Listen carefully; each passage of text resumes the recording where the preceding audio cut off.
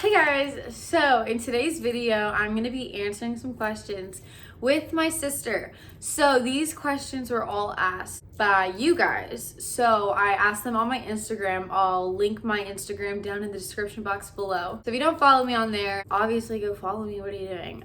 But no, so I'm super duper excited. These questions can go really into detail. It's a very broad spectrum of things, so I think we can get really deep with these questions, and I'm super excited. So without further ado, let's get started with this Q&A.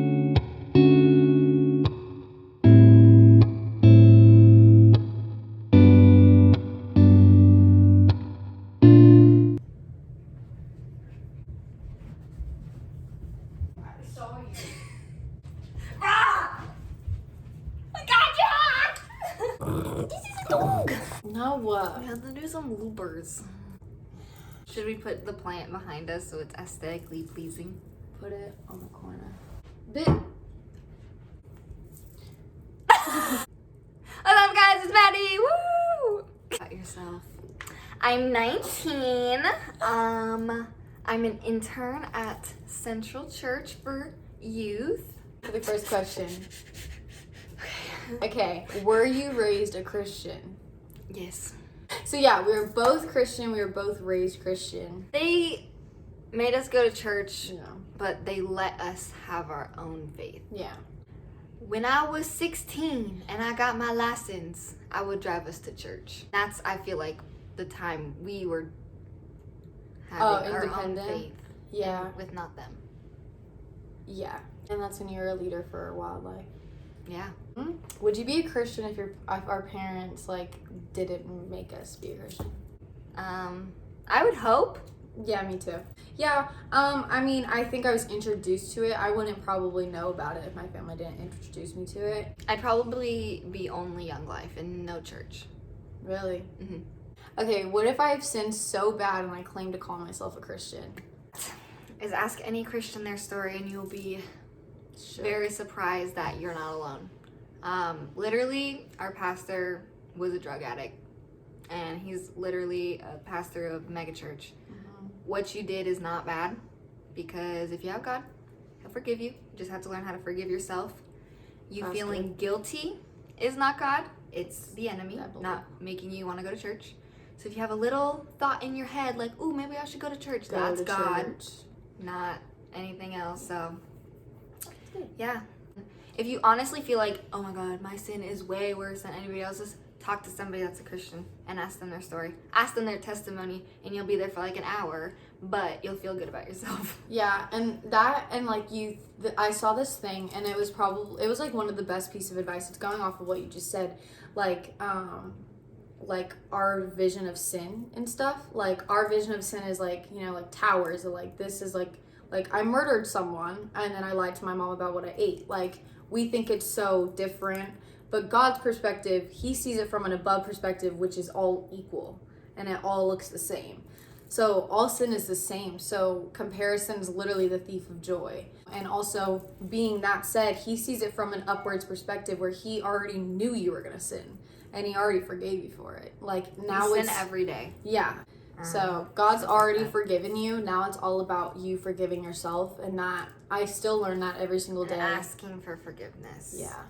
Okay, how do I deal with a boy and remain faithful to God? So, as a girl, you could probably get any guy you want. I mean, we're all very beautiful girls. Period. Hello. But you should not date every guy that Looks at you. comes around. There's a very specific plan God has for our lives.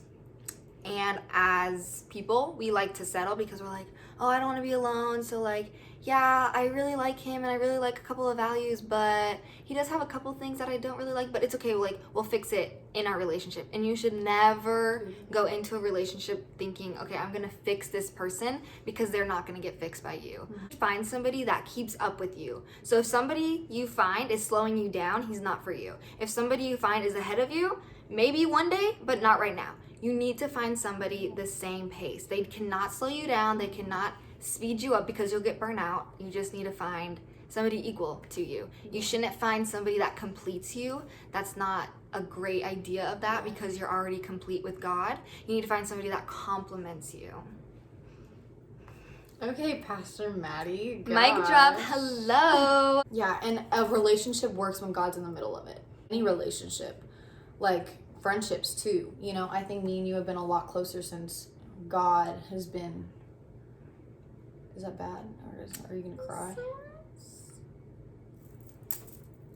No, I think that like ever since we started going to Central and working together, sure, like there's been me comparing myself to you and like, you know what I'm saying? Ever since then, me and you just encourage and lift each other up. Okay, how do you move on and forgive yourself? I can go real deep into this question, so you go first.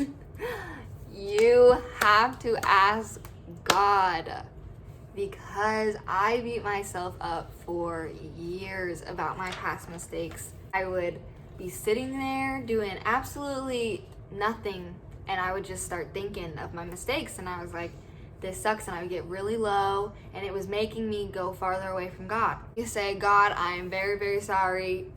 He will forgive you. Then you have to ask, and this is the most important. I feel like Christians always ask, you know, they are sorry, oh, sorry for my sins, but they never ask to feel forgiven. We're a lot harder on ourselves than God's hard. Yeah.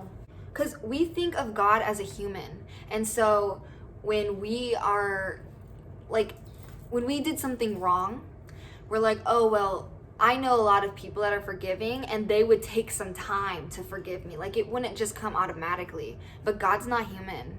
God is God, and he will forgive you like that, and he'll actually be forgiven. There will be no grudges. There will be no, remember what you did last summer type deal. It's, I forgave you, and let's move on. Let's keep going. So we have to think of that when we think of God, and then really ask to feel forgiven, and that helps a lot. I've suffered with like not forgiving people and not forgiving myself. No, literally, till this day, I'm not gonna lie to you guys, like I still suffer with forgiving myself. But you know, you have to realize that like we all make mistakes. Like you were saying, forgiveness isn't dismissing your feelings. We carry the weight of unforgiveness sometimes because we don't know how to forgive. It's the unwilling of letting it go. Unforgiving only offers us bitterness, anger, hate, and pride. If we aren't careful, our past hurts can shape our new lives and destroy us from the inside out.